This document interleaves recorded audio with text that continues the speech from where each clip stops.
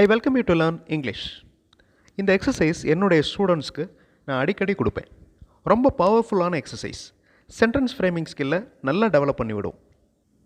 நீங்கள் இந்த லாஸ்ட் சென்டென்ஸ்லேருந்து பார்க்கணும். ஐ do not know what they are doing. So இந்த சென்டென்ஸ் ஃப்ரேம் பண்ணுறதுக்கு நிறைய ஃப்ரேசஸ் நம்ம முன்னாடி ஃப்ரேம் பண்ணுவோம். ஏதாவது ஒரு புக்கில் நீங்கள் ஒரு லாங் சென்டென்ஸ் பார்த்தீங்கன்னா அந்த லாங் சென்டென்ஸை நீங்கள் இந்த மாதிரி பிரித்து ரீட் பண்ணி ப்ராக்டிஸ் பண்ணிங்கன்னா சென்டென்ஸ் ஃப்ரேமிங் ஸ்கில் நல்லா டெவலப் ஆகும். I welcome you to the channel Sentax plus. English model sentences இருக்கிற வீடியோஸ் இந்த சேனலில் அப்லோட் பண்ணிட்டு வரேன். ஒவ்வொரு மாடல் சென்டென்ஸையும் நல்லா அப்சர்வ் பண்ணி அதோட ஸ்ட்ரக்சரை நல்லா அப்சர்வ் பண்ணி அதே மாதிரி நீங்கள் உங்களுடைய ஓன் சென்டென்சஸ் ஃப்ரேம் பண்ணி ப்ராக்டிஸ் பண்ணணும். That is the main aim of this channel. நான் முதல்ல சொன்ன மாதிரி ஏதாவது ஒரு புக்கில் லாங் சென்டென்ஸ் பார்க்குறீங்க, இல்லை ஏதாவது ஒரு டிஸ்பிளேயில் லாங் சென்டென்ஸ் பார்க்குறீங்க அப்படின்னா அந்த லாங் சென்டென்ஸை பிரித்து நீங்கள் சின்ன சின்ன சென்டென்சஸாக ஃப்ரேம் பண்ணணும். அப்படி ஃப்ரேம் பண்ணுறப்ப உங்களுக்கு சென்டென்ஸ் ஃப்ரேமிங் ஸ்கில் டெவலப் ஆகும். ஓகே, இந்த look at this long sentence. I do not know what they are doing. I do not know what they are doing. இதுக்கு என்ன மீனிங்? எனக்கு அவங்க என்ன செஞ்சுக்கிட்டு இருக்காங்க அப்படிங்கிறது தெரியல. இப்போ இந்த லாங் சென்டென்ஸை எப்படிலாம் பிரிக்கலாம் அப்படின்னு பாருங்கள். ஐ நோ, எனக்கு தெரியும். Okay, I know. அதே மாதிரி அந்த ஐயை ரீப்ளேஸ் பண்ணிவிட்டு ஹீ அப்படின்னு அப்ளை பண்ணி பார்க்கணும். He knows. ஹீ வந்துச்சுன்னா நோஸ் அப்படின்னு வரும். She knows, it nose.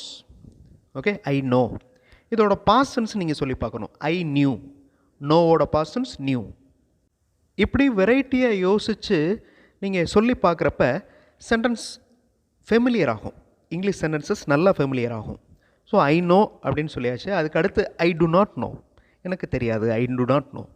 They are doing, அவர்கள் செய்து கொண்டிருக்கிறார்கள். They are doing. What are they doing? இப்போ கொஸ்டினாக ஃப்ரேம் பண்ணுறோம். What are they doing? அவங்க என்ன செஞ்சிட்ருக்காங்க. I know what they are doing. அவங்க என்ன செஞ்சிட்ருக்காங்கன்னு எனக்கு தெரியும். I know what they are doing. அதுவே நெகட்டிவில் I do not know what they are doing. அவங்க என்ன செஞ்சிட்ருக்காங்கன்னு எனக்கு தெரியாது. அதே மாதிரி look at that last sentence, long sentence. He did not know why they came there. He did not know why they came there. அவருக்கு தெரியலை, ஏன் அவங்க வந்தாங்கன்னு அவருக்கு தெரியல. ஓகே, அதவே எப்படி பிரித்து பார்க்கலாம். He knows, அவருக்கு தெரியும். He knew, அவருக்கு தெரிந்தது. He does not know, அவருக்கு தெரியவில்லை. Why did they come there? Why did they come there? ஏன் அவங்க வந்தாங்க. Why did they come there? He did not know. இது past tense. He does not know ஓட past tense. He did not know. He knew why they came there. அவருக்கு தெரியும், அவங்க ஏன் வந்தாங்கன்னு அவருக்கு தெரியும். அதுவே negative. He did not know why they came there. So இந்த ஒரு சென்டென்ஸை வச்சு இத்தனை சென்டென்சஸ் நம்ம ப்ராக்டிஸ் பண்ணுறப்ப சென்டென்சஸ் ஈஸியாக ஃபெமிலியர் ஆயிரும். ஸோ உங்களால் ஈஸியாக இங்கிலீஷில் எழுத முடியும், பேச முடியும். Look at that last sentence. It is safe to keep all the files in cupboard. It's safe to keep all the files in cupboard. அதாவது ஃபைல்ஸ் எல்லாத்தையுமே கபோர்டில் வைக்கிறது தான் safe. It is safe to keep all the files in cupboard. இதை எப்படி பிரிக்கலாம்? It is safe, இது சேஃபாக இருக்கிறது. It is safe. It is not safe, இது சேஃபாக இல்லை. Keep all the files safe, எல்லா ஃபைல்ஸையும் சேஃபாக வைங்க. Keep all the files safe, இது ஒரு sentence, imperative sentence. Keep all the files in cupboard, எல்லா ஃபைல்ஸையும் கபோர்டில் வைங்க. It is not safe to keep the files here. It is not safe, இது பாதுகாப்பு இல்லை. இங்கே ஃபைல்ஸ் இந்த மாதிரி வச்சுருக்கிறது பாதுகாப்பு இல்லை. It is safe to keep all the files in cupboard, கபோர்டில் எல்லா ஃபைல்ஸையும் வைங்க, அதுதான் safe. Now look at that long sentence. There are some reasons for why they speak loudly. There are some reasons for why they speak loudly. ஏன் அவங்க சத்தமாக பேசுகிறாங்க அப்படிங்கிறதுக்கு காரணங்கள் இருக்கின்றன. There are some reasons for why they speak loudly. Okay, இந்த சென்டென்ஸை பிரிக்கிறப்ப grammar mistake வரும், இல்லை ஏதாவது ஒரு சென்டென்ஸ் சரியாக வராது அப்படின்னு நீங்கள் நினச்சிங்கனாலும் பரவாயில்ல, பிரித்து ப்ராக்டிஸ் பண்ணுங்கள்.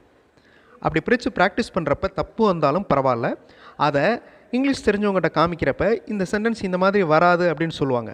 அப்படி சொல்கிறப்ப அந்த தப்பை திருத்திக்கலாம். அடுத்த தடவை இதே மிஸ்டேக் வராமல் நம்ம சேஞ்ச் பண்ணிக்கலாம்.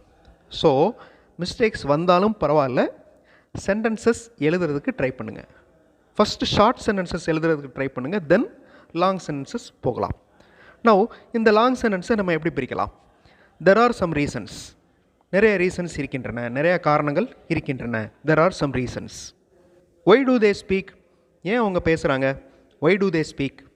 Y do they speak loudly? ஏன் அவங்க சத்தமாக பேசுகிறாங்க? Why do they speak loudly? There are not any reasons. எந்த ஒரு காரணங்களும் இருக்க போகிறதில்ல. There are not any reasons. Why don't they speak loudly? ஏன் அவங்க சத்தமாக பேசலாமே? Why don't they speak loudly? ஏன் அவங்க சத்தமாக பேசலாமே? There are some reasons for why they speak loudly. ஏன் அவங்க சத்தமாக பேசுகிறாங்கங்கிறதுக்கு காரணங்கள் இருக்கின்றன. Now look at that long sentence. After completing all work, he will be the first person. Okay, யாருமே வேலையை முடிக்கலை, அவர் வேலையை முடிச்சிட்டார்னா, எல்லா வேலைகளையும் முடிச்சிட்டார்னா அவர் தான் ஃபர்ஸ்ட் பர்சனாக இருப்பார். ஃப்யூச்சர் டென்ஸில் இருக்குது பாருங்கள். After completing all work he will be the first person. இதை எப்படியெல்லாம் பிரிக்கலாம்? கம்ப்ளீட் ஆல் ஒர்க், எல்லா வேலைகளையும் முடிக்கவும். Complete all work. he is the first person, அவர் தான் முதல் person. he is the first person. he will be the first person, அவர் முதல் நபராக இருப்பார். future tense. he will be the first person, அவர் முதல் நபராக இருப்பார். after completing all work inform me. எல்லா வேலைகளையும் முடித்த பிறகு எனக்கு இன்ஃபார்ம் பண்ணு. after completing all work inform me. he doesn't complete all work. அவர் எல்லா வேலைகளையும் முடிக்கவில்லை. he doesn't complete all work. after completing all work he will be the first person. எல்லா வேலைகளையும் முடிச்சிட்டார்னா அவர் தான் ஃபஸ்ட்டு பர்சனாக இருப்பார், முதல் நபராக இருப்பார். இப்போ இஃப் கிளாஸ், இது அடிக்கடி யூஸ் ஆகும். இங்கிலீஷ் கம்யூனிகேஷனில் இஃப் கிளாஸ் வந்து அடிக்கடி யூஸ் ஆகும். If conditions. If you do this correctly you will get more marks. நீ இதை சரியாக செஞ்சிட்டின்னா உனக்கு நிறையா மார்க்ஸ் கிடைக்கும். Do this correctly.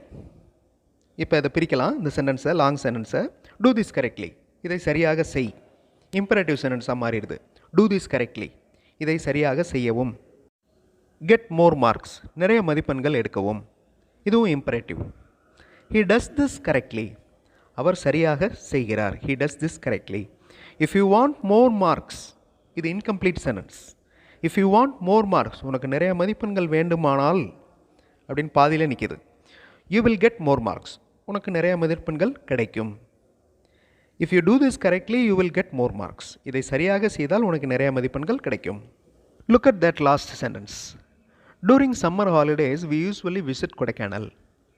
சம்மர் ஹாலிடேஸின் போது நாங்கள் வழக்கமாக கொடைக்கானல் போவோம். Okay, during summer holidays we usually visit Kodaikanal. இது எப்படி பிரிக்கலாம்? வி விசிட் கொடைக்கானல், நாங்கள் கொடைக்கானல் விசிட் செய்கிறோம். இது சிம்பிள் ப்ரெசன்ட் டென்ஸில் இருக்கிற sentence, assertive sentence. We visit Kodaikanal. We go on summer holidays, நாங்கள் சம்மர் ஹாலிடேஸ் அன்று போவோம். இது ஒரு separate sentence. We go on summer holidays. Okay, incomplete sentence வருது பாருங்கள் அடுத்து. டூரிங் சம்மர் ஹாலிடேஸ், சம்மர் ஹாலிடேஸின் போது. Okay, during summer holidays we usually go to Kodaikanal. இது ஒரு செப்பரேட் சென்டென்ஸ். நாங்கள் யூஸ்வலாக கொடைக்கானல் போவோம். அடுத்து negative. We did not visit any places, நாங்கள் எந்த பிளேஸையும் விசிட் பண்ணவில்லை. இங்கிலீஷ் சென்டென்ஸ் ஃப்ரேமிங் ஸ்கில்லை நல்லா டெவலப் பண்ணுறதுக்கு ஒரு ப்ராக்டிஸ் பார்த்தோம். ஸோ இதே மாதிரி ப்ராக்டிஸ் பண்ணுங்கள், ஷியூராக டெவலப்மெண்ட் இருக்கும். அடுத்த வீடியோவில் இன்னும் நிறைய இங்கிலீஷ் மாடல் சென்டென்சஸோடு பார்க்கலாம். தேங்க்ஸ் ஃபார் வாட்சிங் and thanks for your valuable support.